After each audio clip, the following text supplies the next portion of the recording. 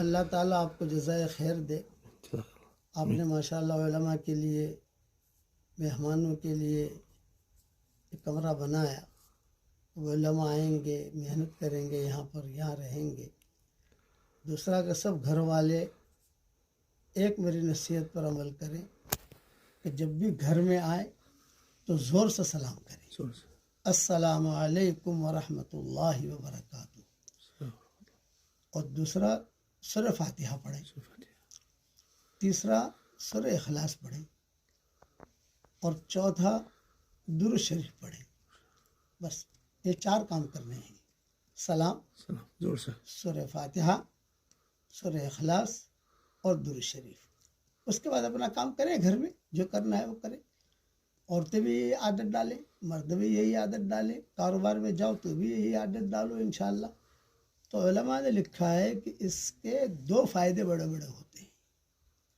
ایک فائدہ یہ ہوتا ہے کہ آپس میں محبتیں بہت ہوتی ہیں اس گھر میں انشاءاللہ. اور دوسرا فائدہ یہ ہوتا ہے کہ روزی میں برکت بھی بہت ہوتی ہے.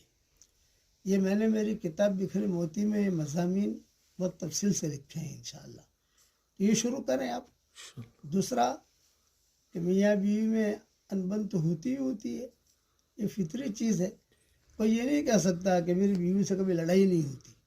وہ بیوی کیا جس سے لڑائی نہ ہو؟ بیوی تو بھی اچھی ہوتی ہے جو تھوڑا بہت انبن ہو اس کے ساتھ. یہ اسی لیے انبن تو ہوگی ہوگی ہر حال کے اندر. حضور صلی اللہ علیہ وسلم بھی جو ہے کئی معاملات کے اندر کئی چیزیں جو ہے حکمت کے ساتھ اپنی ہماری جو امہات المومنین ہیں ان سے معاملہ کرتے تھے حضور صلی اللہ علیہ وسلم. اور حضور صلی اللہ علیہ وسلم فرماتے تھے کہ عائشہ تم جب روٹھ جاتی ہو مجھے پتہ چلتا ہے. مجھے کیسے؟ اگر جب روٹھ جاتی ہو تو اٹھتے بیٹھتے کہتی ہوئی یا رب ابراہیم، یا رب اسماعیل، یا رب یعقوب، یعنی میرا نام نہیں لیتی. اور جب خوش ہوتی ہو تو کہتی ہو یا رب محمد، یا رب محمد. یہ فطری چیز ہے انسان کو، یہ ہوتا ہے. تو اس کے لیے ایک آسان نسخہ یہ ہے کہ مائیں بہنیں جب کھانا پکائیں تو کھانا پکاتے پکاتے جو ہے یعنی ایک مرتبہ درود شریف پڑھ لینا ہے، ایک مرتبہ سورہ فاتحہ پڑھ لینا ہے، ایک مرتبہ درود شریف پڑھ لینا ہے، اور ایک مرتبہ اس کھانے پہ دم کر دینا ہے. بس وہ کھانا سب گھر والے مل کر کھائیں تو انشاءاللہ کبھی لڑائی بھی نہیں ہوگی، محبتیں ہوں گی، اور کوئی بیماری بھی نہیں آئے گی. یہ بھی ہے کہ اس میں بیماری سے بھی شفا ہے کہ بیماری بھی انشاءاللہ نہیں آئے گی. یہ میری طرف سے نصیحت ہے. اور دوسرا اللہ کے احکامات کو پورا کرو.